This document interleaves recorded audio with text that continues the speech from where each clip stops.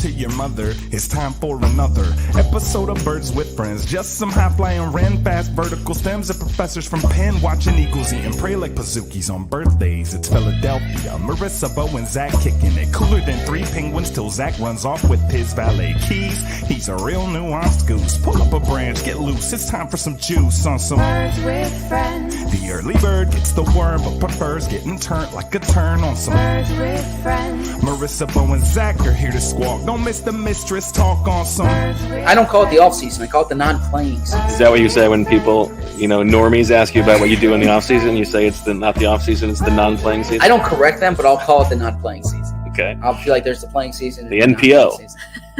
Yeah. Hello, everybody, and welcome to Birds with Friends on a scorching Friday afternoon. Bo Wulf, Marissa Dunn, and now, please welcome to the stage the Stone Cold Newsman himself. Give a big round of applause for Zachary Berman. Is that a reference to the brick virtual backdrop here? Oh, it's virtual. It's virtual. Yes, it's virtual. I thought you had gone off jet set to just record in front of a brick wall. That would be a pretty ambitious jet set there, huh? No, I am out of town and I'm in a hotel room, and to make sure I care a lot about backdrops, as we've discussed previously. That's true. On the show. I tried to set it up so you had a view of where I am in the back, but the lighting made it a challenge. So instead of just having a curtain, I played around first with an athletic backdrop, but it cropped out the side of my face here. The best side of your face. So then I went brick. There's a handful of other backdrops I could try, but did you try wheat or? Do you understand that reference, Marissa? No. Little Settlers of Catan joke. I'm just trying. You're working. Only the cool guys here, huh? It's a pretty good. It's a pretty good virtual brick. They've done the work to make some of those pieces of brick darker than the others.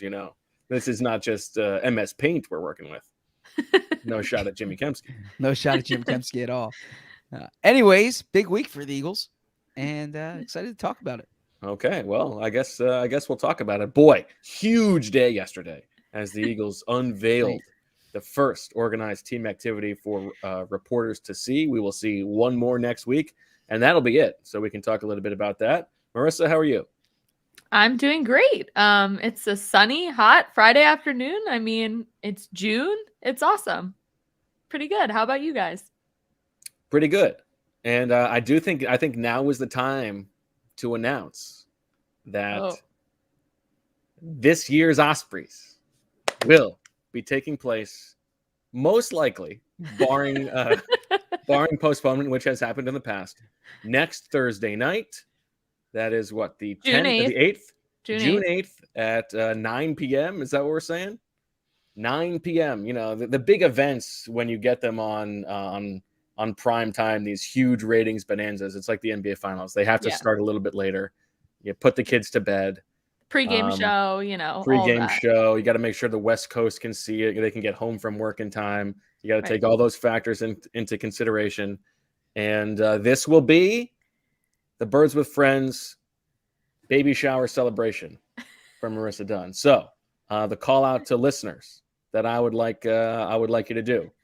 Please reach out to me, either to the Birds with Friends podcast at gmail.com email address, or shoot me a DM, or whatever you want to do. Holler at me in the streets. Send us your love letters to Marissa, what you appreciate the most about her, and maybe how about a nice little stanza of a rhyming poem. How about that? Or any parenting advice. I'm a little scared about this. Or any name advice. Names still don't have a name. I'm a little scared about this. Zach and I were just discussing beforehand. A lot of times, I work with you to create the whole rundown for the Ospreys, and Bo called me the other day and was like, yeah, I only want you to do this one thing. Everything else, I got it. I'll just play it live. So if this is Zach and I's last week of working here, Please don't joke. Why? Please don't joke. Yes. Somebody in the So chat asked if a haiku was okay. A haiku works. Whatever you think is the appropriate way to fet Marissa, please send it over.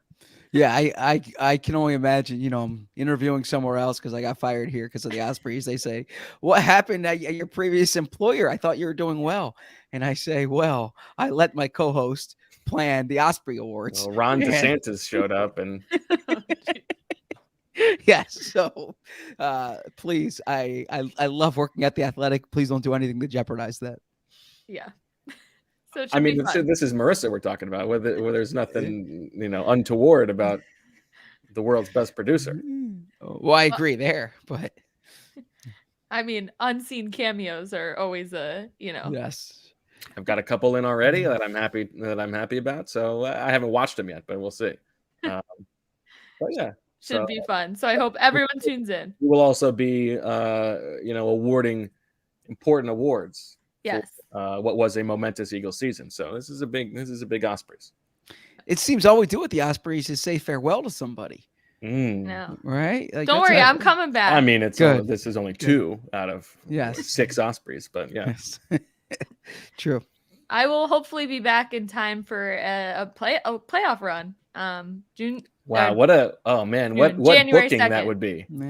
Yeah, January 2nd is my return date. So yeah. I mean, that's just the boost we would need at that point of the season. We go through the grind of a regular season to get the the hot tag of Marissa coming back to the show. Ooh boy. Ask Jalen Hurts. I'm sorry, go on. No, I will obviously be listening and still be in touch with things and sending pictures. So it's not like I'm gonna be, just totally off the grid. But what's Jalen Hurts' or reaction? going to a rival company, starting a rival podcast? Yeah, no, don't worry. Yeah, okay. What's Jalen Hurts' reaction when they're preparing for a big postseason game and Bo says, "What kind of boost is it to the team that Marissa Dunn is back for Birds with Friends podcast?" He's like, "You mean Michael's wife, the guy we traded for in week 5 to be our starting right guard?"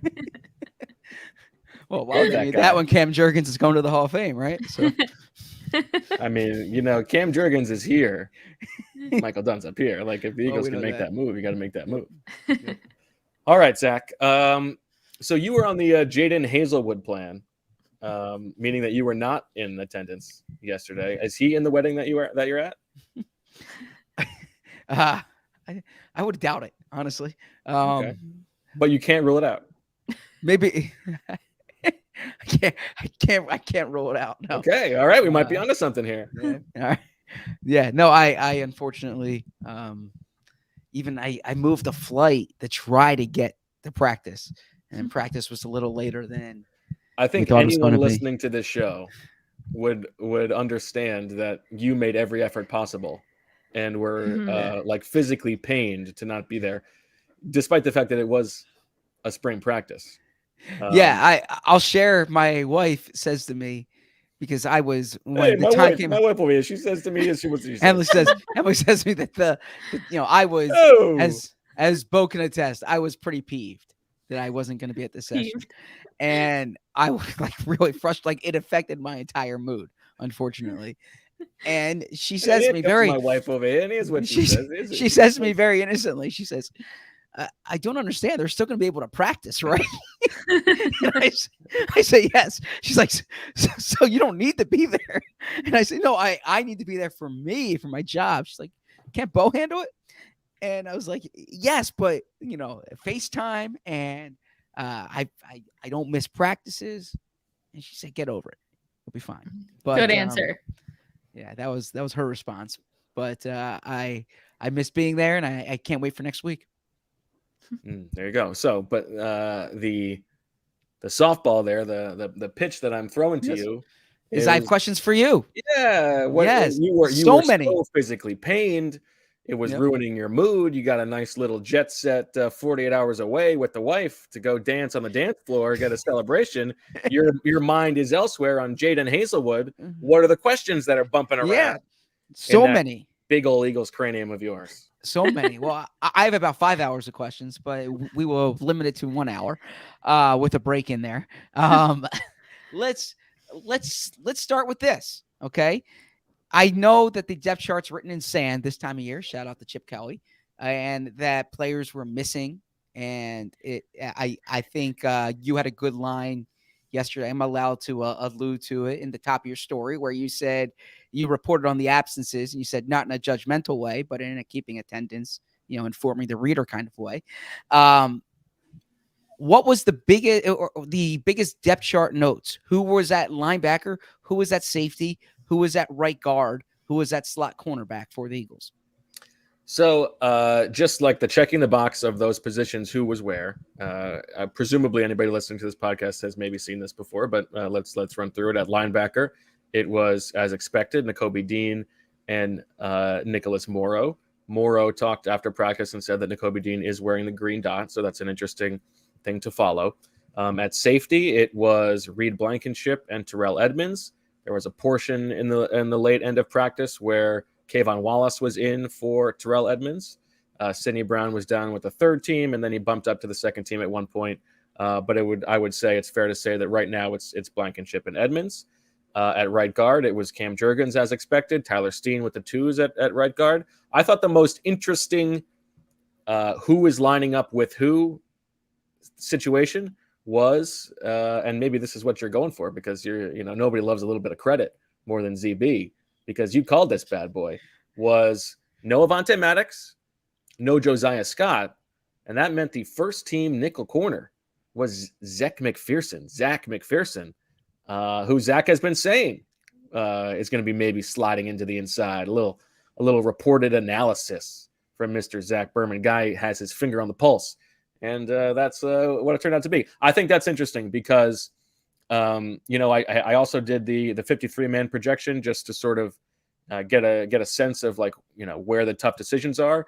And I think that's the deepest position on the roster in terms of real good competition for the bottom of the roster. You've obviously got Darius Slay and James Bradbury and Avonte Maddox and Keely Ringo who are going to be on the team. That's 4. Then you've got Greedy Williams, Zach McPherson, Josh Jobe, who made the team last year, and a couple of interesting undrafted rookies in Eli Ricks and Mekhi Gardner. So that's probably 5 guys for 2 spots. And I think I think they would like to find a way to keep McPherson. And if he can play nickel, that would seem to be a good pathway for him to be the backup nickel and continue to be a special teams ace. Yeah, coming out of Texas Tech, he was viewed as a likely nickel in the NFL. The Eagles had been playing him on the outside, but that's kind of why I thought he might go inside. Now you mentioned Avonte Maddox not being there. He was present, correct? But correct. What were the lingering injuries from the season? Because it's not as if when the season ends they give you this injury report and say this is what the timetable is going to be for X, Y, and Z. Yeah, well, they also don't give you an injury report for spring, so I don't have an answer for you. For Avonte Maddox. You could see the guys who were on the sideline. Oh, who else? That's what I'm saying. Yes, that's what I meant. Oh, yeah, they were asking what the injury was. No. The players who were. Oh no, it was Avonte Maddox. It was Tyree Cleveland, and there's one other player I'm missing. Well, Marlon Tuipulotu, who had his torn ACL during the season. So, I think that was it. And then attendance wise, just for the purpose of we're talking about practice. Who was not there? Who was not there? Well, since you're asking, let me pull up the full list if I can get it. Jaden Hazelwood, as we already talked about, the undrafted rookie wide receiver. I'd love to know the story. I bet he's got. It must be like a family wedding or something. I mean, I don't want to speculate. It could be he's injured. But yeah, I mean, maybe it's a wedding in Boston. Who knows? Josiah Scott, Brandon Graham, Lane Johnson, Devin Allen, Devontae Smith, Hassan Reddick, Jaden Hazelwood, Fletcher Cox, Josh Sweat, Derek Barnett. There you go. So, and we're presuming Derek Barnett's still injury related. Yes. Presuming, but maybe not. Make a prez out of you and me. Fair enough. Who was the standout at practice yesterday? What was the best play you saw? Who was the best player you saw? I mean, I would definitely hesitate to make any kind of best player type of judgment. It's a spring practice. It's like 4 periods of 7-on-7. Let's not get ahead of ourselves. The best play, the standout play, was made by Christian Ellis. He made a leaping interception of Marcus Mariota, who was trying to throw the ball to, I believe, Grant Calcaterra. And, Marcus Mariota's been in the league a long time. He's never seen anybody who can cover at linebacker like Christian Ellis can. It seemed as if you're not enthralled by Marcus Mariota's throwing motion. Am I correct in that read on it? You're correct. Am I correct that we're just going like beat by beat down my my practice observations and we're just going to hit every one of those? Is that the idea? Oh, I thought that's what you wanted me to do. No, I don't want you to just regurgitate what I wrote. I want to know what the questions are in your mind. Like, what have you been I got to say this, Bo. Yes, you did. I've said this before when they signed him. I don't like the way that Marcus Mariota throws the ball, but in person, it is kind of jarring. He's tall. He's certainly the biggest quarterback they've got, but he's got this it's sort of like a catcher where he sort of comes right from his ear hole, but it's also herky jerky. I don't know. I don't like it. So shout out to Bo Wulf here. I just pulled this up, and I'm reading the comment sections, and Michael M read all the observations from 10 beats. So 10 beat writers, but feels this was like he's over-exaggerating. Easily the most entertaining, witty, and informative. To which Stu S says, "Get help." I'm kind of with Michael M. Larry K, very detail oriented, just what the fans need. Your practice write-up put us there. You were the eyes and ears of your readers, myself included, yesterday. I'm your reader every day, but for me to ask a question that's not covered on there, I thought you did a really good job. I thought you were pretty thorough. I also thought that would allow, if it was worthy enough for you to include in your observations, then you probably have a strong enough take on it to expound on it in the pod. If I asked you, like, how did I'm trying to think of a player you didn't cover, right? Yeah, that's fair. What were your thoughts of Trey Sermon yesterday? Honestly, my thoughts on Trey Sermon were I did take a moment to think they really do have an interesting running back room now. Okay. With DeAndre Swift and Rashad Penny and Kenny Gainwell and Boston Scott and Trey Sermon, like there's enough guys there. As much as we make fun of the Sirianni description of, boy, we were really impressed with Trey Sermon in practice, even though we never put him on the field. As a fifth running back, like a lottery ticket to play, I think they've done a pretty good job with that room. Did Britton Covey have dad strength? Not that I noticed, but good question. Is this what you would like? Is my point? I thought if I asked questions related to your write-up, you're right. You're right. I got a question because we never actually talked about it on the last pod. What did the third quarterback situation look like? Because they changed the rules this year, and we didn't talk about this. And I don't know how this affects the whole roster prediction at the end of the year, but it seems like all teams will carry 3 quarterbacks if they're not counting towards the active number count, right, during games this year. So why don't you explain to us what the new rule is, Zach? So the new rule is basically like the older rule, whereas a team. Can you give it to us in the presentation of a Bill Maher new rule? So the third quarterback. New rule. Each team will designate an emergency quarterback. 49ers are getting quarterbacks. We didn't get to this on the last. Yeah, you're right. I was actually thinking about that because you teased it. In the description, and this obviously was because of that game versus the Eagles. So yeah, which is ridiculous. We can also get to that as well. So essentially, the way it was before the third quarterback was included within the game day roster. So basically, teams can designate an emergency quarterback. He does not count against the game day actives, right? So you have an extra player to use on game day, essentially. Although it's the same you were going to use. Most teams didn't have 3 active before, but if both quarterbacks get injured, then the emergency quarterback can be put into the game. and he can stay in the game unless or until one of the quarterbacks gets cleared to return. This cannot be done based on performance. So it can't be Jalen Hurts gets hurt, Marcus Mariota struggling, so then they go to the emergency quarterback. Now, maybe there's a nebulous thing there where they're like, actually, he has an injured shoulder. But basically, once the injured player gets cleared, the emergency quarterback must get taken out of the game. But roster-wise, the player has to be on the 53 has be to like be practice squad elevation potentially, right? Yeah. So you would assume that all teams will carry 3 quarterbacks, right? And the Eagles have been in recent years. The Eagles have been keeping. The Eagles traditionally do. I don't know the teams who usually carry 2 wouldn't just keep with their practice squad thing and maybe use the elevation sometimes. Okay. I don't know. That's why it's such a silly rule. Like, well, you can't elevate him from the practice squad. Yeah, that doesn't count for the. Well, you can do the game day. You couldn't do the game day elevation. No, you cannot. He has to be a member of the 53-man roster. Right, for this rule to apply. But they could, if someone was going into a game dealing with an injury, they could have a quarterback that they elevated. Right, you could do that, but then you wouldn't. But then he would just be the backup. You wouldn't. He would just be one of their 2 elevations instead of that. No, and he could be active, and then you could have the other.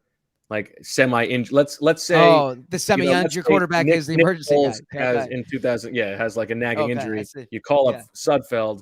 Foles is the emergency backup just in case he has to play. You could do that. Yeah. Right. So what did the other 2 quarterbacks look like? That's my question, though. You know what? This is our first time really getting to see Ian Book throw. I thought he looked okay. First time. The guy threw more touchdowns than anyone in Notre Dame history. In person, okay. I'm not Rudy. All right. I mean, Ian Book. It's not as if they plucked him out of. Zach, how many times have you heard? You watch like every post-draft press conference that's ever been given by all 32 teams. You've been covering the league for 15 years, so that's 15 times 32. That's how many times you've probably seen somebody say something to the effect of, "It really makes a difference when you see a guy throw in person." Yeah, I think it's something people say sometimes too. Okay, well, I think they're giving you my eyes. Fair enough. So how they did this practice was in the beginning there were like 4th team sort of things with like just reps for the younger guys, and then in the middle of practice they sort of rotated a little bit, so it was more Ian Book than Tanner McKee, and then at the very end of practice they did another little rookie session with Tanner McKee. So I thought McKee was okay. Tough to see. I mean, there was a lot of checkdowns from both of them. It was, nothing too crazy. Didn't see anybody rip any, but I thought Book looked okay. And McKee towered over the other guys, correct? Well, not Mariota, but yeah. Your first time laying eyes on Matt Patricia in Eagles gear, and sticking to the pencil bit, huh? You know what? I actually like it. It escaped me to make time to try to watch Matt Patricia. I didn't spend enough time observing Matt Patricia. So for all the people saying the practice notes were exhaustive, that's what I missed. That's on me. I didn't get enough time on Matty P. I saw a photo of him on Twitter with him and Sirianni before practice. How do you look? He still had the pencil in there, man. Yeah, I mean, you can't it's. You've got to respect the bit. He's gone too far at this point. Yeah, you got to respect the bit. Yeah, if there's anyone who can respect sticking to the bit, it's me. So I'll give him credit for that. I mean, he's been mocked for it. The report came out that he doesn't that his play sheet's laminated, right? And still going with the pencil. Yeah. So, do you think that he has like a preferred pencil type? Like, do you think he's like a real pencil file? And it's like it's always got to be the same. Guy. Or is he just like, get me a pencil? I need a pencil in my ear. No, I bet he's got a particular pencil. You think he's got a particular pencil? Yeah. Like whatever, number 2? Yeah, Ticonderoga number 2 is my guess. Yeah. Okay. I think that'd be a good interview. Give us your pencil types? Yeah. You should. I think if anyone can do that, you can, Bo. What are the chances they let you talk to Matt Patricia this year, Bo? I'd say 0.5%. So you're saying there's a chance? Okay. Look at you with a pop culture reference. Yeah, look at me. I would say, I mean, I don't know if I pitched the pencil story. I feel like they're probably not going to want that one. Yeah, that's exactly what Patricia wants. More attention on the pencil. Yes.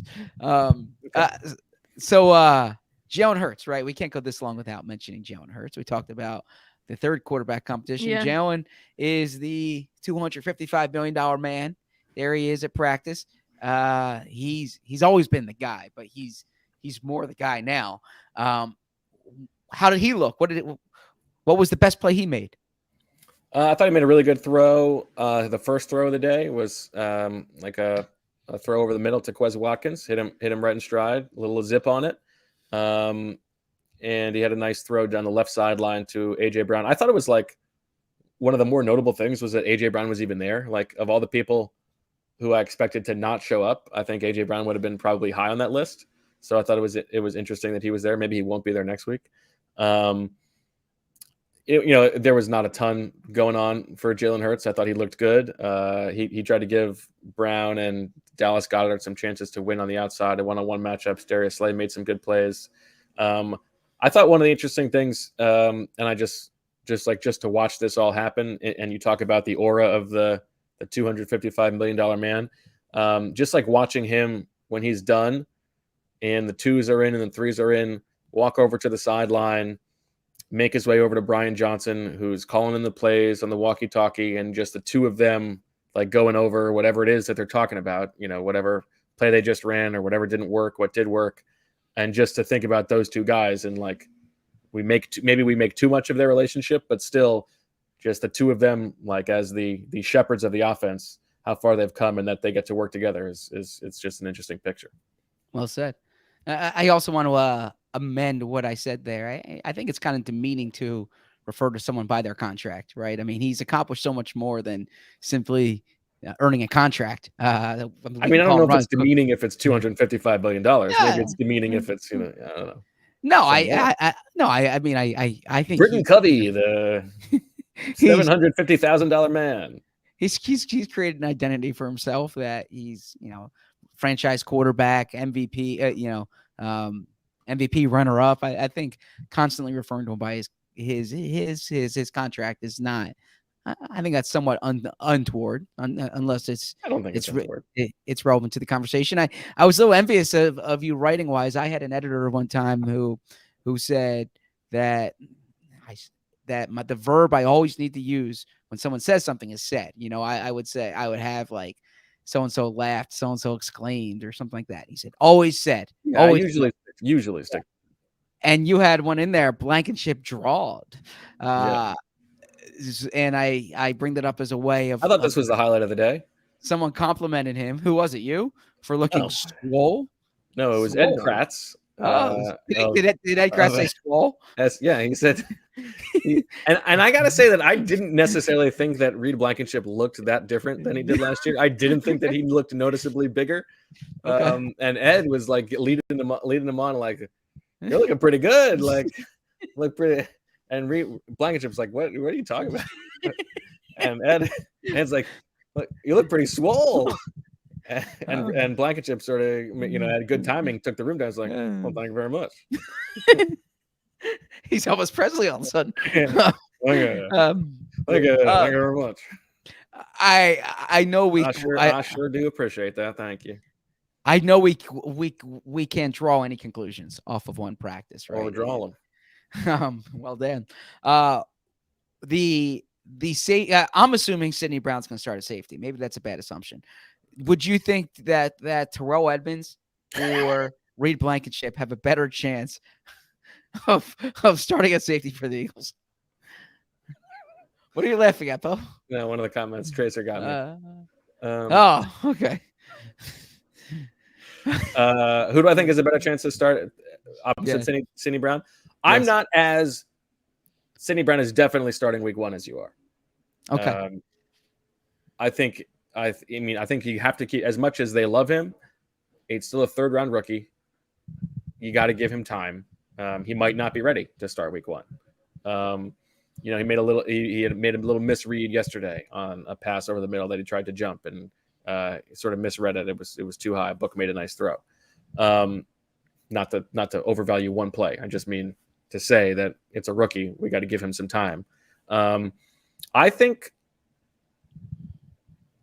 I would say that I'm more confident if I had to put 100 turkeys on the 3 guys and say who I'm most likely is going to be in the week 1 starting lineup, I think I might say Reed Blankenship would have a slight edge.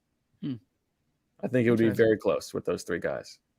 But I think I have a slight lean towards Blankenship. There you go. What would you say? I think Terrell Edmonds. I think Blankenship's gonna be the 3rd safety, but I'll defer to you there. And look, we have a whole training camp to determine this. This is gonna be like every single day of training camp. Yeah. Did Nakobe Dean come up to the sideline, see you in practice, and say how you like them apples, right? I mean, what was his after? Be boasting about a 7-on-7 spring practice. After your vociferous demeaning of no, I'm kidding. Mr. Kobe, I am but a humble city lawyer, just doing the job I've been paid to do. Yeah, little Atticus Finch over there. Yeah, but I mean, first of all, in that argument in the courtroom, I never said he wasn't going to be the number 1 linebacker. I know. It was all going to be in the pudding. It was a way of asking about Nakobe Dean because I was like the reader who read every single practice observation from yesterday, and Nakobe Dean was seemingly in the headline of all of them. Yeah, I mean, I didn't think he did anything particularly notable on the field. Those are tough situations for linebackers to begin with, but it's all as expected that he's the number 1 guy, and that's what they're rolling with. I think that's fine. You seem to be a little trying to say this delicately, taken by Nolan Smith's body type. Am I wrong? Yeah, he was much thicker in the trunk than I was expecting. I thought, I don't know if this was like I had tricked myself into thinking that like we were getting Devontae Smith, the pass rusher, or something like that. And that's not, I mean, obviously that's not the case, but I thought he had a little bit more heft to him than I was expecting. You just look at like the guys who make the first impression on you visually. AJ Brown was very much like that. Devontae Smith was definitely like that in a different way. The 2 guys who I really looked a little bit different than I was expecting were Nolan Smith, because he was bigger than I thought. I think he's going to be just fine at that position. And the other one was Rashad Penny, who's got like real thunder thighs that you sort of see on AJ Brown. And when you see them, you're like, okay, that's why that guy's so powerful. Yeah, I mean, look, I saw Nolan Smith most Saturdays before he got injured in the past few years. I was never worried about his size. And I actually think that what he weighed at the combine was a little taken down because of the injury, right? He didn't lift as much leading into the combine because he had been rehabbing from an injury. This could be a similar situation to LaShawn McCoy, to Trent Cole, where their combine measurements are affected based on what's that? Jason Kelsey, yeah. Nolan Smith, as an aside, had a good appearance on the Chris Long podcast. I listened to that. It was good. Yeah. My biggest takeaway is this ordinance, I guess, in Savannah, Georgia, where you can that was your number 1 takeaway, where you can get out of jail free on St. Patty's Day. They give you a card that if you get arrested, it's not a get out of jail free. You just get released the next morning. Yeah, exactly. Yeah. I mean, he called it a get out jail free card. I was, that was your number 1 takeaway. No, that wasn't my number 1 takeaway, but I thought that was interesting. Hey, how about Josh?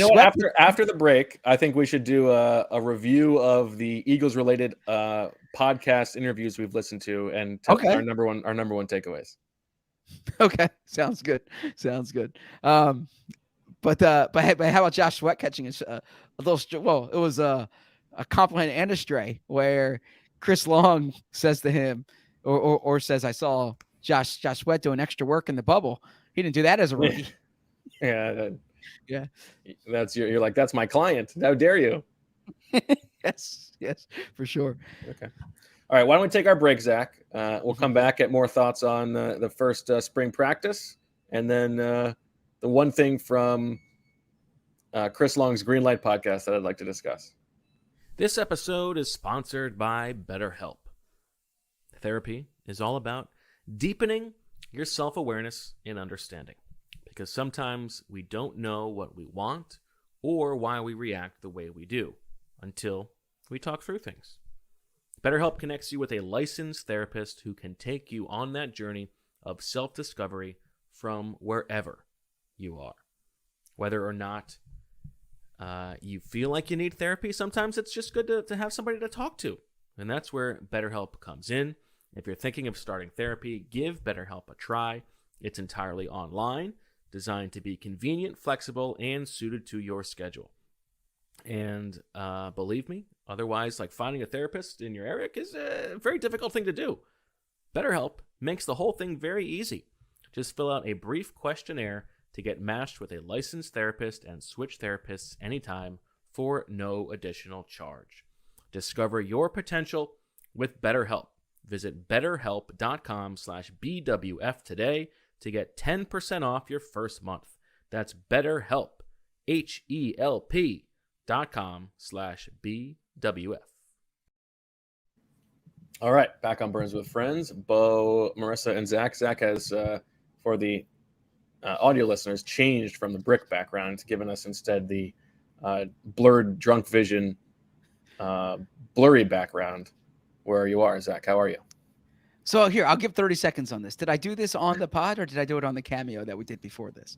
I'm conflating the two. Oh, okay. So I spent actual time, like legitimate time, when I got into the hotel planning the backdrop here for the pod. Yesterday, because I care a lot about backdrops for the pod. You're Mr. Backdrop. Yeah, but when the sunlight is behind Mr. Backdrop, you, make a booty drop. when the sunlight is behind you, it blurs you out, right? So I was like, all right, this is a bad visual in that case. So then I went with the virtual backdrop, and what I found when watching that is that was blurring out half my face too. I originally had an athletic virtual backdrop, but Company you see man, the athletic logo. Before, yeah. You see the athletic logo, and then you see I look like Two-Face from Batman, right? You only saw half of it there, and then the same thing was happening with the brick one. The second pop culture reference from Zach this episode, for those of you tracking. So then I went with now I just went the normal one, and I clicked the blurred thing behind me. I don't know why it has to be blurred. It's just a nondescript hotel room. I can go non-blurred. There you go. Yes. And you do look quite dressed up for this episode. This is not the Ospreys, remember? No, I have a whole outfit planned for the Osprey. I'm just kidding. There, I don't. I have a wedding that once we get off the pod, I need to catch a shuttle to the wedding in like 15 minutes after we finish. So I had to shower and get changed before so I can fit this pod in. Is this black tux or a black tie? What do we got? Are we going to cufflinks? What? Give us the outfit. No, it's just like a suit and a blue tie. It's blue tie. Okay, nice. With a blue suit or a gray suit? Is it matching Emily? Good question. I doubt it. I don't know. I didn't run by her what tie I'm wearing, which did she not pick out your outfit? I thought that was generally the order of business. Pick out my outfit. No, haven't you said that? She'll go shopping and like pick out, but no, you she doesn't pick what you wear. She picks the wardrobe. Yeah, she doesn't lay out my clothes the night before. I unfortunately have to do that. So really with Michael? Yeah. Michael doesn't I swear it's like he doesn't know how to get dressed without my thoughts on what he's wearing. So props to you for knowing your outfits, Zach. Yeah. No, I will ask her, is this is this a tuxedo wedding? Is this a suit and tie wedding, or is this like a jacket open collar shirt wedding? So when she'll say suit, I'll go with that. Great line in the comments. Emily, it's Emily's playbook. You're calling the plays. I like that. If she's involved, sign me up. Okay. And do we have any insight into what Emily's wearing to this wedding? I think it sounded like Marissa was going to ask that. I think. Yeah, I'll find out in 30 minutes. I'll text Marissa a photo. I'm sure Emily will post it. But yes. I'm sure Emily has excellent fashion. I'm sure she will look amazing. I agree. Thank you. Okay. All right, Zach. What else you got on the OTA front? You know what I was interested in? Yeah. The backup offensive line situation. What we were going to see there, and of course, nothing more on brand for you. Yeah, of course. I'm interested in that too. Just to like set this scene for the listeners, like these practices, we get 7-on-7, and really that's about it, other than position drills. So the defensive line is like on the far side of the field, just doing individual work. So I can't tell you anything about what Jalen Carter did, how Jordan Davis looked, anything like that. The linebackers were on the other side of the field in the corners at one point when they weren't doing 7-on-7. I did notice when they were doing individual drills that it was interesting that Kyron Johnson was with the linebackers. Yes. Patrick Johnson was with the edge rushers. And then we saw that in 7-on-7. Kyron Johnson was working as a backup off-ball linebacker. Interesting to follow. Probably, I don't know. Would you read that, Zach, as a good sign for Kyron Johnson or a bad sign for Kyron Johnson? Probably a good sign for Kyron Johnson. I think they're doing it not as a last resort. They're doing it because they want him on special teams, but they need to justify it from a numbers perspective, right? They're fairly deep at edge rusher, like you said. Anyway, we do get to see, even when they're going through position drills, you get to see like how the depth chart is looking at offensive line. And again, this is one day's practice. It could look different next week. It could have looked different on Tuesday. But with no Lane Johnson, you had, as we said, Cam Jurgens at right guard and Jack Driscoll at right tackle. And then the number 2 offensive line, we had, speculated about what it was going to look like. Who's the backup left tackle on this team? On Thursday, it was Roderick Johnson on the left side, followed by Cameron Tom at left guard, Brett Toth at center, Tyler Steen at right guard, and Fred Johnson at right tackle. How confident do you feel, Zach, in your ability to tell the difference between Fred Johnson and Roderick Johnson? 100% confident. Not in terms of like if you saw them in, like, I know you know their faces differently, but in their backgrounds. Like if I gave you a nugget from their bio, would you be able to tell? I think so. Is this like a game you prepared? It's a game I've thought about in my mind, but I didn't prepare it for the game, for the show. Maybe I will. Give you Which one was on the Steelers? Fred. Correct. That's my only nugget I know about the two. Yeah, he was undrafted out of Florida by the Steelers, I believe. Correct? I think so. Like 20. Yeah, Roderick's more of the leaner type. Like Roderick's longer. Bo, you're muted. For our audio listeners, Bo gives a very expressive, unsatisfied view of his computer. And we lost Bo here. So I'm going to fill the time here with a quick announcement. I want to say an announcement. Shout out to Marissa here. I'm teaching a class at Colorado State this summer, virtually. And Professor Berman, just Zach. Not just Zach. Each week is a different module. And this week's module I should say next week's module coming up. But when people listen to this pod, the upcoming module is audio, is podcasting.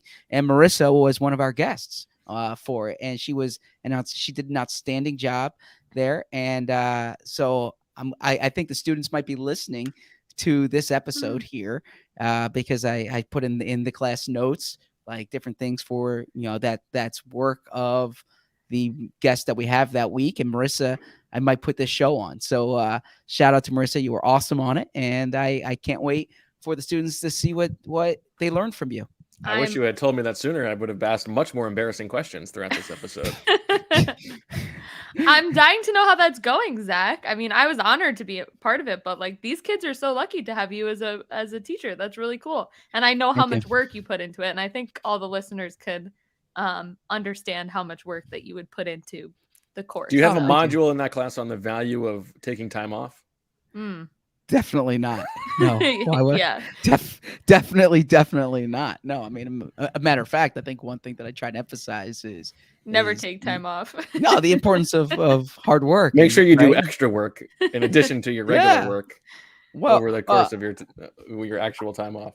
I didn't say this in the class, but if they're listening, I will share it. I remember a speaker when I was in college saying, "Look to your left and look to your right and look in front of you and look behind you." There's not enough there's not enough jobs for all of you, and you're all going to be competing maybe for the same job. So how are you going to be better than your classmate? Right? It was a very like direct, almost crass way to put it. But and so what you did was mow them all down, just take them out one by working hard.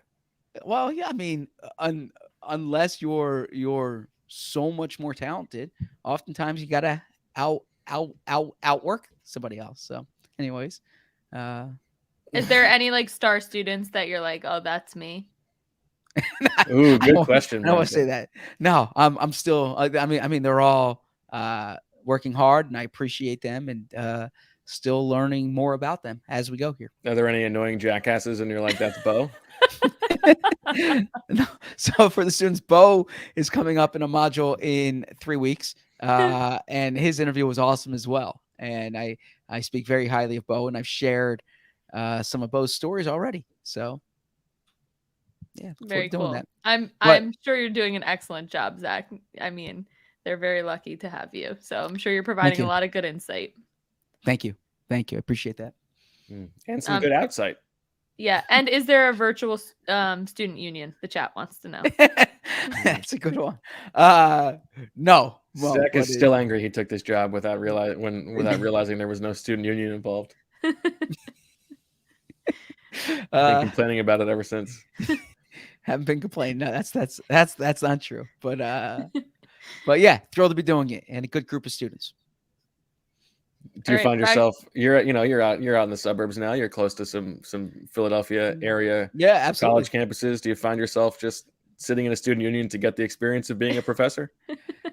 Not sitting in the student union, but I'll go to coffee shops sometimes to work, and like the energy of college students, it makes there's always more energy when there's college students in town. So I was at a place working on a Sunday, and the college students weren't working on a Sunday. First of all, nice little hidden flex there, working on a Sunday.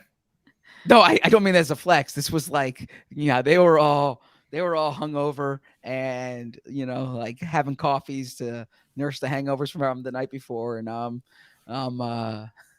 writing something about like I'm writing something there. Can't give it away, huh? Good. Yeah, can't give it away. But my interest is piqued. Yeah, one of those things when I was when I was. Is it about Matt Patricia's pencil? No, but you hear the conversations and you overhear the conversations, I should say. And yeah, they were there for a lot different reasons than I was there, right? So, yes. Salacious? No. They were having more fun, right? Like I'm there writing. They're there recounting the night before. Any good stories from the night before that you heard? I had my AirPods in mostly. I put them back. I mean, you said you overheard. Yeah, no, I wasn't listening. You took them out at some point. Something piqued your interest. No, back to practice. All of a sudden, you heard somebody say something about an insomnia cookie, and you said, "Let me in on this story." Back to practice here. Let's get rolling. No, we the Fred Johnson game. Oh, the Fred Johnson game. Stuff here. Which one of them is 6'7"? That's Fred. He's 6'7". I believe that's a trick question. I think they're both 6'7". Ooh. No, I don't think Roderick is 6'7", is he? I mean, they have him at left tackle. They've got Roderick listed at 6'6", even though at the combine he weighed in at 6'7", I think. Yeah. How well do you know your roster, Bo? Roderick Johnson at the combine, 6'7". He shrunk an inch. Oh, Bo, you're muted again. We lost you again there. We lost you again. While we're waiting for Bo, I do want to share one other thing with our audience, Eagles related. The Eagles will have a joint practice with the Indianapolis Colts leading into that final preseason game. So that will be August 22nd. Now, why is that bad news for Eagles fans? Is because Nick Sirianni will basically treat it's 1 day of practice. It's not 2 days of practice that they have in other places. And my guess is Nick Sirianni and Shane Steichen will just treat that practice like the game, right? So they'll play all their guys in that setting at NovaCare. Then they'll have the day off. Then they'll have the game, and the game will just be back of the roster guys. Because they had the joint practices versus the Browns before that too. So exactly, which is the main event of the summer for all of us. Yes, because we get a good Marissa update. Yeah. At the combine, Roderick Johnson weighed in at 6'7", was measured at 6'7". Has he shrunk an inch in the league, or are the Eagles lying to us about his height? That's the hard-hitting journalism you need to get. Yeah. I mean, listen, we're gonna need to. I think, Marissa, we're gonna need to get me hot-shotted like a new mic cord or something before the Ospreys, because if this happens during the Ospreys, we're in big trouble. Yeah, especially because you're gonna be on remote Wi-Fi too, right? So no, we're going in next week. Okay, good, good. Yeah. Phew. Yeah, we want the Philadelphia tech companies to know that this is not a Wi-Fi problem. This is a mic problem. Yes. Flo's Wi-Fi is working great. Yes, that's right. Okay. Any other questions, Zach, on the practice? Any other questions about the practice? I would say, let me just does it make you excited for training camp? Are you feeling the juices? You want to run through that brick wall of yours? I can't wait for training camp, honestly. So yeah, I'm in agreement there. Yeah, we should ask Jalen Carter. Noah Ellis. We got to see Noah Ellis for the first time. Yes. Yeah. Well, unless you watched Idaho football, right? You a big Vandals fan? What do you think? I guess is you've never watched an Idaho game in your life. I mean, a full game. That's definitely true. Okay. A portion of a game, probably. A little pre-draft prep. You've done that. Yeah. I mean, maybe you were watching Josh Allen prep a few years ago and did a Wyoming versus Idaho. Of course. Yeah. So Jalen Carter, look, he's top 10 pick. We need to know how he looked. Well, Zach, I don't know if you were listening earlier when I was talking about practice, and I said that the defensive linemen were on the far side of the field doing individual drills, and so I didn't have anything to say about Jalen Carter. But the defensive linemen were on the far side of the field during practice doing individual drills, and so I don't have anything to say. I was going to say about Jalen Carter. Gotcha. Okay, fair enough. The wide receivers, you had a note in there, Sirianni coaching up the OZ. Yeah, OZ. So now we know the nickname for Olamide Zaccheaus. He did something well in individual drills that Sirianni thought was good, and then he was getting on Joseph Ngata for working his way inside. Is it Ngata or is it Nada? No, it's Ngata. It's Ngata. Yeah, it's not like Haloti Nada. They are not like Haloti Nada. Yeah, he is not a Nada. He's an Ngata. He's an Ngata. Okay. Yeah. So yeah, there you go. I think we've done enough micro analysis of a late May practice or whatever, June 1st practice. Yeah. I think that's probably enough. The best practice observations remain the practice observations from June 11, 2019. And those Bo did a whole thing about birthdays. And it was his birthday.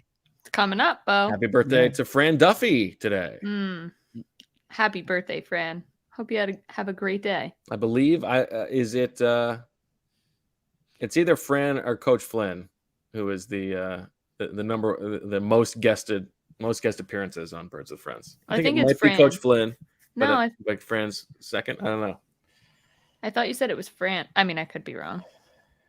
They both are two goats. Yeah. What are we gonna? Exactly. I've got this is my Juice Princeton football hat. So. Happy birthday, Fran. All right, Zach. We know that, in your many walks, you've been doing lots of listening to the New Heights podcast, the Green Light podcast. Anytime anyone even remotely connected to the Eagles appears on any kind of media, what's your highlight of this media season so far? Well, I think Kelsey's always the most revealing on his, right? Kelsey knows how to open a vein.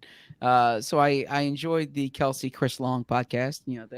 they had really good chemistry. You know, it's like when Bo and Sheil were on a pod together.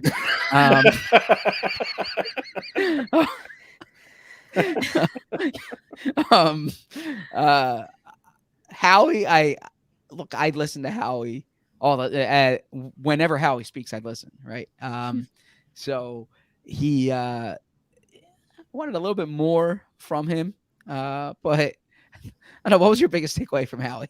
Yeah, my biggest takeaway from Howie was the same as yours, and we texted about it. There was a moment in the beginning of the interview when Howie was excoriating the idea and like incredulous about this idea of people saying it's like choosing between your kids, like you don't just have a favorite. And he's like, that's ridiculous. Everybody has a kid that they like the most or that they don't like. Like, imagine listening to that being one of Howie's 4 kids. Like, Dad, compete, right?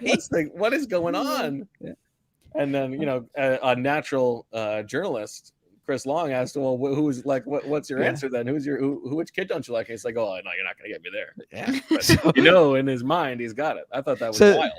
Yeah, shout out to Chris Long, the national journalist, the natural journalist. I was listening to one he had recently with D'Amico Ryans and Nick Casario, and he asks D'Amico if he's going to have the coaches sit in first class or the coaches sit in coach. He said different coaches do it different ways. Like Bill Belichick sits in coach, other coaches sit in first class, right? You know, puts the vets up in first class. And D'Amico like froze. D'Amico didn't know how to answer it, and yeah, D'Amico's like, well, the coaches work hard too, right? Oh, interesting. But yeah, I think he said he might sit and coach and let the vets sit in the front, because you know, Chris Long joked with him about giving a non-answer for it and said, you know, all the vets are gonna be listening to this pod now talking about it, right? Right. So then D'Amico was like, yeah, we'll let them sit in first class. Yeah. Oh, wow, what a win for Chris Long on behalf of those vets. Yeah, but Belichick sits in coach, so. You like that? Yeah, I mean, coach, right? Yeah, but I mean, this is one of your guys, but you don't follow what he does. You're a first class kind of man. No, I'm not. I don't know where that comes from. Listen, I've seen those upgrades. I've seen them in person. I actually have to get into that. If I am upgraded, I often look for someone to sit there sometimes, but we'll have to get into that. You look for someone else to sit in your upgraded seat? I don't often get upgraded, but yeah, sometimes I feel like you get upgraded. Wait, so you'll give it up? Yeah, I really don't. We don't have to get into this here. We don't have to get into this. I mean, this is do a man not who give gave it up away his if they birthday upgrade Pazuki. What's that? Yeah. Do not give it up if they upgrade you. That's like the best thing ever. Like when you get the text. If you're with the other writers, right? You want to sit with the group. So. Oh no. No, you don't. No. I'll be like, peace out. See you after the flight. It's not like anyone wants to talk on the flight. So moving on here. I thought so Nolan Smith on Chris Long, that was a good one. I thought, you know, Nolan Smith is he seemed like unlike Bill Belichick, Nolan Smith seemed like a man after your own heart because he was very easy with the expletives. He was working real blue. Yeah, look, I like when they talk naturally, right? So Chris Long has a way of getting that out of you. Yeah. Okay.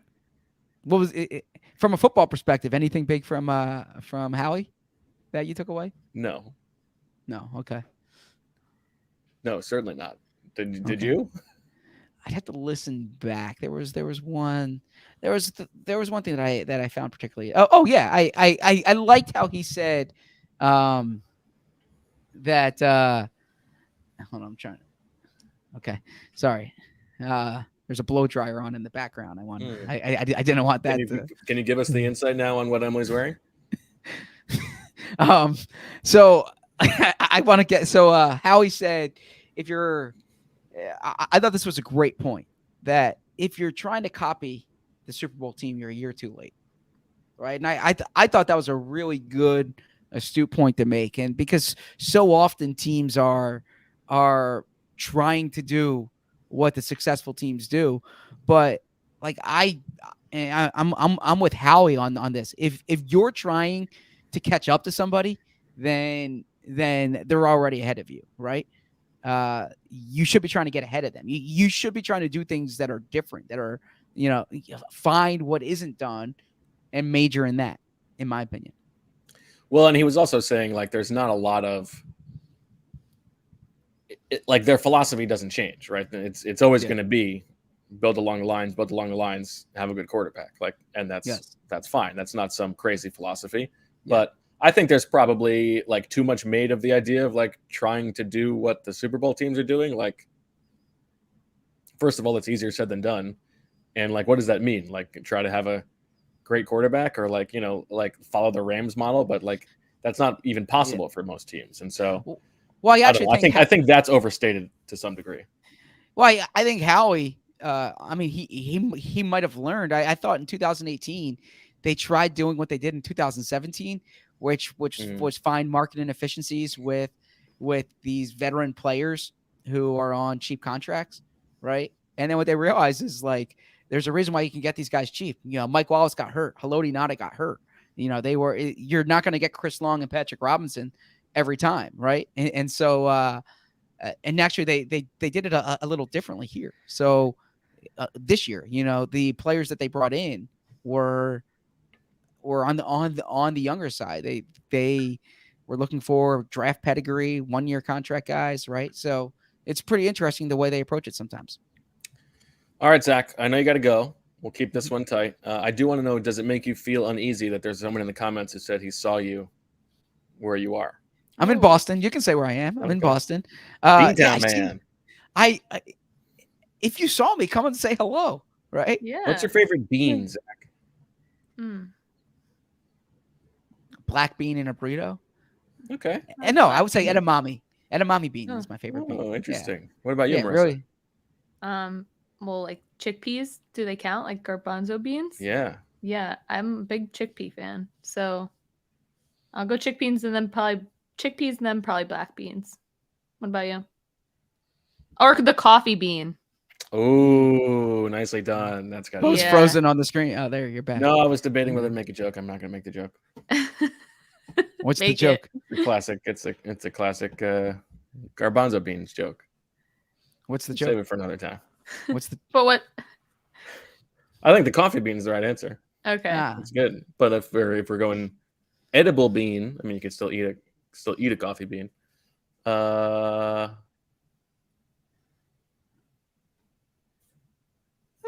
like a pinto. I like a pinto bean. I like a black bean. Okay. Yeah. Okay. Cousin Grace in the chat says vanilla bean. Vanilla bean, nice. Yeah, take it from my heart. I'm a sweet tooth. Soybean. Yeah, but I would say to Edward, if you see me in the wild, come say hello, right? Like I would have loved to ask what we need to do better on the pod, which is 100% what I would have asked you. Talk.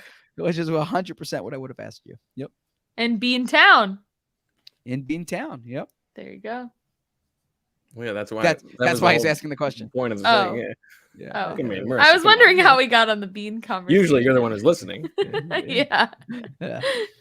I get to blame the pregnancy brain fog thing for that. Yeah. What's my excuse, right? It just like clicked in my head. I was like, not sure how we got here, but Beantown. Yeah. Claire F says if I ever met Zach or ZB, I'm definitely going to say longer pods. Claire, if you say that, I would say respectfully, yes. I know you're a minion, so fair enough. All right. Well, we will be back next week. I don't think we will have another pod before we won't. Oh, okay. The Ospreys. Okay. So everybody get your rest. Most likely. You can stay up for next Thursday night at 9:00. Most likely. No guarantees. No refunds. June 8th. A celebration. A little Birds with Friends baby shower. And a look back at the unbelievable season that was for the Philadelphia Eagles. So look forward to that. For Marissa and Zach and Roderick or Fred, whichever one it is, I'm Bo. We thank you for listening. We will talk to you next week. And as always, we love you.